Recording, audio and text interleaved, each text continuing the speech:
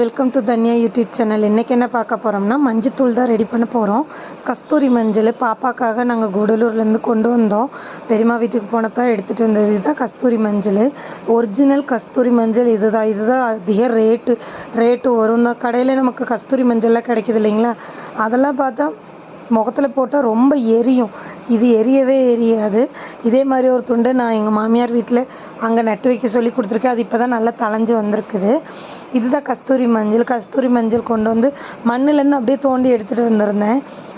அதனால் அது ஃபுல்லாக தோலெல்லாம் எடுத்து சீவி எடுத்துகிட்டு மஞ்சள் பாருங்கள் எப்படி இருக்குதுன்னு பாருங்கள். ஒரே ஒரு துண்டு கட் பண்ணி காமிச்சிருக்கேன். தோலெல்லாம் சீவி எடுத்துகிட்டு அந்த பக்கெட்டில் தோலெல்லாம் போட்டு தோலை சீவி எடுத்து ஒன்று ஒன்றா வச்சிட்ருந்தோம். நைட்டுக்குள்ளே எல்லாமே சீவி எடுத்துட்டோம். இதை நல்லா காய வைக்கிறதுக்கு துண்டு துண்டாக கட் பண்ணி வெயிலில் மறுநாள் காய வச்சுட்டு அதை நல்லா பவுட்ரு பண்ணி எடுத்துகிட்டு நல்லா காயணும். இப்படி இருக்கிற மஞ்சள் வந்து நல்லா காஞ்சி இது ரொம்ப சுருங்கி இதில் காவாசி தான் இருக்கணும்.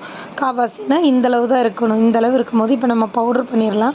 பவுட்ரு பண்ணிவிட்டு இதுதான் பாப்பாவுக்கு பிறந்ததுலேருந்து போட்டு குளிக்க வைக்கிற கஸ்தூரி மஞ்சள். குழந்தைங்களுக்கு இந்த மஞ்சள் தான் போட்டு குளிக்க வைக்கணும். நம்ம கடையில் கிடைக்கிற கஸ்தூரி மஞ்சள் வாங்கி யூஸ் பண்ணாதீங்க.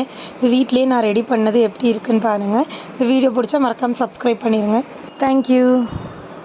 இதுதான் எங்கள் பாப்பா.